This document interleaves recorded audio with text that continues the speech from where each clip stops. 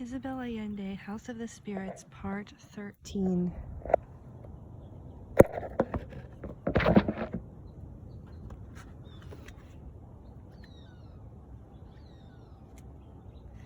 With the jouncing up and down, first of the horses and then the train, the dust of the road, and her natural inclination to get queasy, she was losing energy before my very eyes. There wasn't much I could do to help her, because when she felt ill, she didn't like talk to anyone. When we got out in the station, I had to hold her up because her legs were giving out. "I think I'm going to elevate," she said. "Not here," I shouted, terrified at the idea of Clara flying over the heads of the passengers along the track. But she wasn't talking about physical levitation. She meant she wanted to rise to a level that would allow her to leave behind the discomfort and heaviness of pregnancy and the deep fatigue that had begun to seep into her bones. She entered one of her long periods of silence. I think it lasted several months, during which she used her little slate as she had in her days of muteness. This time I wasn't worried, since I expected she would return to normal just as she had after Bianca was born. Besides, I had come to understand that silence was my wife's last refuge, not a mental illness, as Dr. Cuevas said it was. Ferrula looked after her as obsessively as if she had been an invalid. She refused to leave her alone and completely neglected Bianca, who cried all day long because she wanted to return to Tres Marias. Clara walked around the house like a silent, overweight shadow, with a Buddhist indifference toward everything around her. She didn't even look at me. She walked right by me as if I were a piece of furniture, and whenever I spoke to her, she acted as if she were on the moon, as if she hadn't heard me or didn't know who I was. We hadn't resumed sleeping in the same bed. The lazy, empty days in the city and the irrational atmosphere in the house set my nerves on edge. I managed to keep myself busy, but it wasn't enough. I was always in a bad mood. I went out every day to check on my business affairs. It was around that time that I began speculating in the stock market, and I spent hours studying the ups and downs of international finance. I devoted myself to investing money, starting new companies, and importing. I spent a lot of time in my club. I also began to get involved in politics and even joined a gym where a gigantic trainer forced me to exercise certain muscles I hadn't even known I had. I had been advised to have massages, but I never liked them. I hate to be touched by mercenary hands. But none of this was enough to fill my days. I was uncomfortable and bored. I wanted to return to the country, but I didn't dare leave my house, where there was clearly need for a man among so many hysterical women. Besides, Clara was putting on too much weight. Her belly was so huge that it could barely be supported by her fragile frame. She was embarrassed to be seen undressed, but she was my wife, and I couldn't allow her to be ashamed in front of me. I helped her bathe and dress, if Ferrula didn't beat me to it, and I felt infinitely sorry for her, so tiny and thin, and that monstrous belly, as the moment of delivery approached. I lay awake at night thinking that she could die giving birth, and I would closet myself with Dr. Cuevas, trying to figure out the best way to help her. We had agreed that if things didn't look good, it was better to do another cesarean, but I didn't want her to be sent to the hospital, and he refused to do another operation like the first one in the house. He said we didn't have the proper facilities, but in those days, hospitals were a major source of infection, and more people died in them than were saved. One day, a short time before her delivery date, Clara came down from her Brahmanic refuge without a warning and began to speak again. She asked for a cup of hot chocolate and then asked me to take her out for a walk. My heart skipped a beat. The whole house was filled with joy. We opened a bottle of champagne. I had fresh flowers put in all the vases, ordered camellias, her favorite flower, and carpeted her room with them until they began to give her asthma, and then we had to remove them in a hurry. I ran to buy her a diamond brooch on the street of the Jewish jewelers. Clara thanked me effusively and found it ever so lovely, but she never put it on. I suppose she must have locked it up in some unlikely place, and then forgotten all about it, just like almost all the other jewels I bought for her over the last 10 years we spent together. I called Dr. Cuevas, who came over on the pretext of having tea but was really there to examine Clara. He took her to her room and then told Ferula and myself that, even though she seemed to have recovered from her mental crisis, we would have to expect a difficult delivery because the child was very big. Just then Clara stepped into the sitting room. She must have heard his final silence. "Everything will turn out fine," she said. "There's no need for you to worry. I hope this time it will be a boy so we can give him my name," I joked. "It's not one, it's two," Clara replied. "The twins will be called Jamie and Nicholas, respectively," she added. That was too much for me. I suppose I blew my stack from all the pressure I'd been under the preceding months. I got furious, arguing that those were names for foreign merchants, that no one in my family or hers had ever had such names, that at least one of them should be called Esteban, like myself and my father. But Clara explained that repeating the same name just caused confusion in her notebooks that bore witness to life. Her decision was inflexible. To frighten her, I smashed a porcelain jar that I believe was the last vestige of the splendid days of my great-grandfather, but she was unmoved. Dr. Cueva smiled from behind his teacup, which only made me more indignant. I slammed the door behind me and went to the club. That night I got drunk, partly because I needed to and partly for vengeance. I went to the best-known brothel in the city, which had a historic name. Now, I want to make it clear that I'm not a man for whores and that I've only resorted to them during periods when I've been forced to live alone. I don't know what got into me on that particular day. I was annoyed with Clara. I was in a bad mood. I had excess energy. I was tempted. In those days, the Christopher Columbus was flourishing, but it hadn't yet acquired the international reputation it attained when it appeared on the navigational charts of the British shipping companies and all the guidebooks, and when they showed it on the television. I stepped into a sitting room with French provincial furniture, the type with twisted claws, where I was received by a native matron who did a perfect imitation of a Parisian accent. She reeled off the price list and asked me if I had anything special in mind. I told her that my experience was limited to the Red Lantern with a few wretched miners, or houses in the north, so that any young, clean woman would be fine with me. "I like you, monsieur," she said. "I'm going to bring you the best in the house." At her summons, a woman appeared, sheathed in a black satin dress that was far too tight and could barely contain her exuberant femininity. Her hair was combed over one ear, a hairstyle I never liked, and as she walked, she gave off a terrible musky scent that floated on the air, as insistent as a moan. "I'm glad to see you, patron," she said, and it was then I recognized her, because her voice was the only thing that hadn't changed about Transito Soto. She led me by the hand to a room shut like a tomb, its windows covered with dark curtains in which the light of day could not have entered in eons, but which was nonetheless a palace compared to the sordid quarters of the Red Lantern. There I personally undressed Transito, undid her dreadful hairdo, and was able to observe her with the years. She had grown taller, put on weight, and become more beautiful. "I see you have made some progress," I said. "Thanks to your 50 pesos, patron," she replied. "They helped me get started. Now I can return them to you readjusted, because with inflation they're not worth what they once were." "I'd rather have you owe me a favor, Transito," I said, laughing. I finished taking off her petticoats and verified that there was almost nothing left of the slender girl with jutting knees and elbows who had worked in the Red Lantern, except for her tireless sensual appetite and her voice that sounded like a hoarse bird. Her body was hairless, and her skin had been rubbed with lemon and cream of witch hazel, as she explained to me, which made it as soft as a baby's. Her nails were painted red, and she had a snake tattooed around her navel, which could move in circles while the rest of her body remained absolutely still. While she was demonstrating her skill at making the serpent wiggle, she told me the story of her life. "What would have become of me if I stayed at the Red Lantern, patron? I would have lost all my teeth. I'd be an old woman now.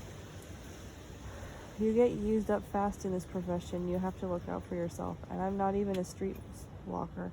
I've never liked that. It's very dangerous to work in the street. You have to have a pimp, otherwise it's too risky. Nobody respects you. But why give a man something it's so hard to earn? In that respect, women are really thick. They're the daughters of rigidity. You need a man to feel secure, but they don't realize that the one thing they should be afraid of is men. They don't know how to run their lives. They have to sacrifice themselves for the sake of someone else.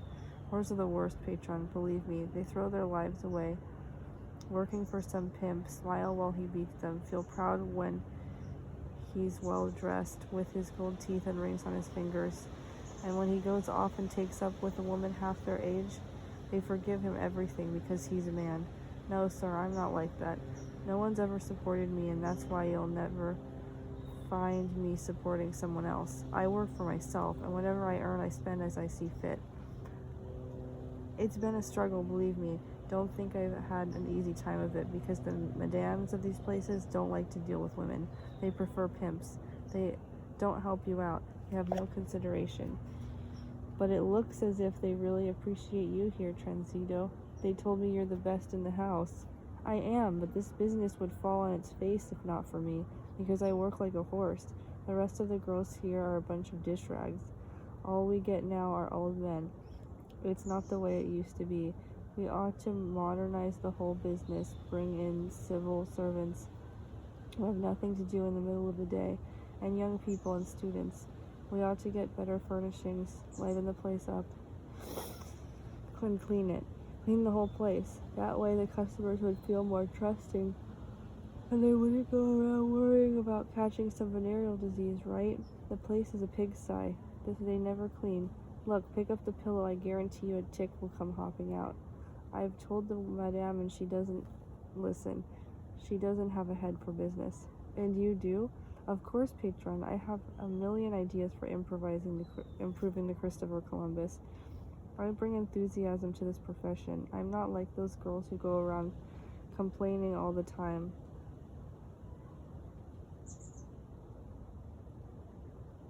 And blaming their bad luck when things go bad. Can't you see how far I've come? I'm the best now. If I put my mind to it, I could have the best house in the country, I guarantee you. I was enjoying myself. I could really appreciate her because I had stared at ambition so many times in the mirror when I was shaving in the mornings that I was able to recognize whenever I encountered it in others. I think that's an excellent idea, Transito, I told her. Why don't you open your own business? I'll advance you the money, I said, fascinated at the idea of broadening my commercial interest in that direction. I must have been really drunk. No thanks, patron, Transito replied, caressing her snake with a lacquered fingernail. There's no point in trading one capitalist for another. The thing to do is form a cooperative and tell the madame to go to hell. Have you ever heard of that? You better be careful. If your tenants set up a cooperative, you'd really be finished. All I want is a whores cooperative, or whores and fags, to make it more encompassing. We'll lay out everything, the money and the work. What do we need a patron for? We made love with a violent and ferocity I had almost forgotten after so much sailing in the ship of the gentle blue silk sea. In that chaos of sheets and pillows, clasped in the living knot of desire, screwed into each other to the point of fainting, I felt I was 20 again, and happy to be holding in my arms this bold, swarthy woman who didn't fall apart when you got on top of her, a strong mare you could ride on without giving it a second thought, who didn't make your hands feel heavy, your voice hard, your feet gigantic, or your beard too scratchy, but someone like yourself who could take a string of bad words in her ear and didn't need to be rocked with tendered arguments or coaxed with flattery. Afterwards, sleepy and happy, I rested a while by her side, admiring the solid curve of her hips and the shudder of her snake. We'll see each other again, Transito, I told her, giving her a tip. That's what I said before, patron, remember? She replied with a final flip of her serpent. The truth was I had no intention of ever seeing her again. In fact, I planned to forget all about her. I wouldn't have mentioned this episode if Transito Soto hadn't played such an important role in my life for a long time later, because as I said earlier, I'm not a man for whores. But this story could not have been written if she hadn't intervened to rescue us, and in the process our memories. A few days later, while Dr. Cuevas was making preparations before opening Clara's belly up again, Severo and Nevilla del Valle died, leaving behind numerous children and 47 living grandchildren. Clara found out in a dream before everybody else, but she told no one except Ferrula, who managed to calm her down by explaining that pregnancy produces a state of jumpiness in which bad dreams frequently occur. She redoubled her attentions, rubbing Clara's stomach with sweet almond oil to keep her from getting stretch marks, and her breasts with honey so her nipples wouldn't split. She fed her powdered eggshell so her milk would be good and her teeth strong, and recited the prayers of Bethlehem for a healthy delivery. 2 days after her dream, Esteban Trueba came home earlier than was custom, pale and disheveled, grabbed his sister Ferrula by the arm and led her into the library. "My in-laws were killed in an accident," he told her curtly. "I don't want Clara to find out until after she's given birth. We have to build a wall of censorship around her. No newspapers, no radio, no visitors, nothing. Keep an eye on the servants and make sure no one tells her." But his good intentions were shattered by the strength of Clara's premonitions. That night she dreamt that her parents were walking through a field of onions and that Nevilla had no head, so she knew exactly what had happened without needing to read about it or hear it on the radio. She woke up very agitated and asked Ferrula to help her dress because she had to go find her mother's head. Ferrula ran to Esteban and he called Dr. Cuevas, who, even at the risk of harming the twins, gave her a potion of madness that would have put her to sleep for 2 days, but that had not the slightest effect on her. Senor and Senora del Valle had died exactly as Clara dreamed, and exactly as Nevilla, joking, had frequently announced that they would die. "One of these days we're going to kill ourselves in this damn machine," she would say, pointing at her husband's ancient sunbeam. From his youth, Severo de Valle had a weakness for modern inventions. The automobile was no exception. In a time when everybody else still traveled by foot, by horse-drawn carriage, or by bicycle, he bought the first car to arrive in the country, which was on display as a curiosity in a downtown shop window.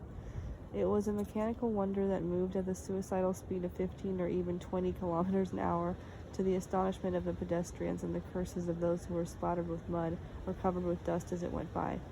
At first people thought it as a public hazard.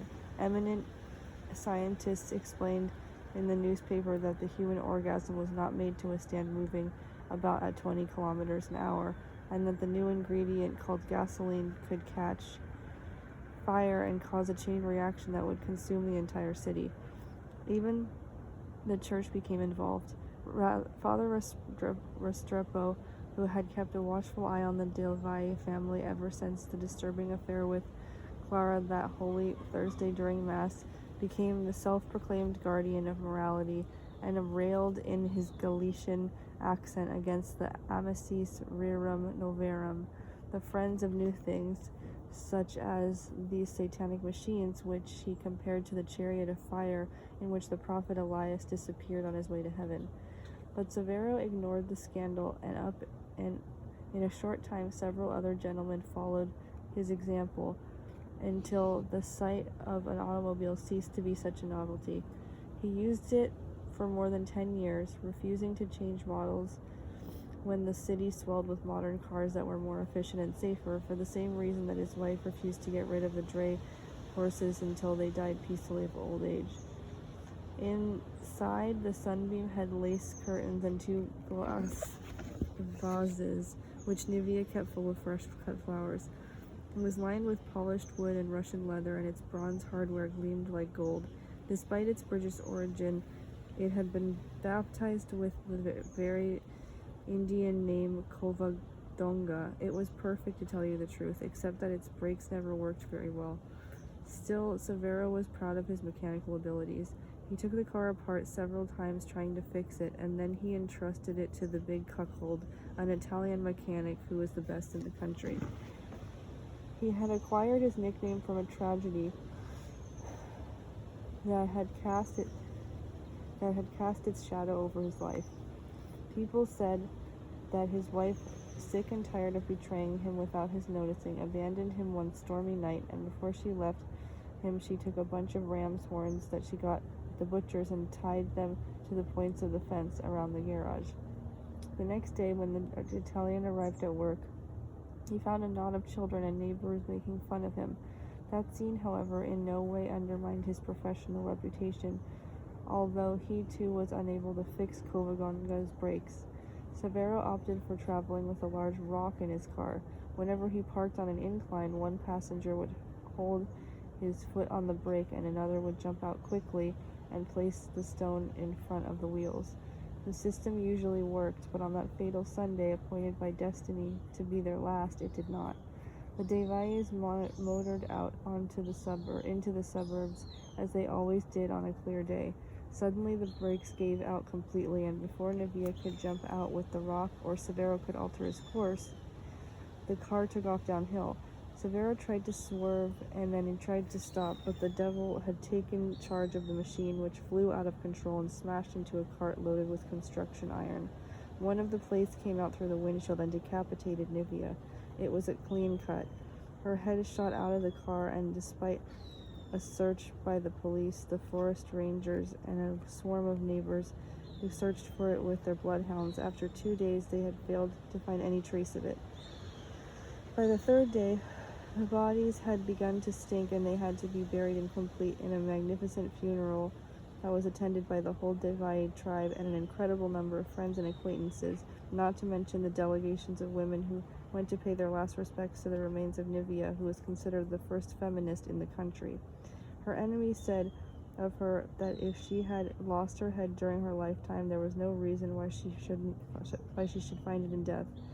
Clara, locked in the house, surrounded by the servants who took care of her, with Furula as her guard, and drugged by Dr. Cuevas, did not attend.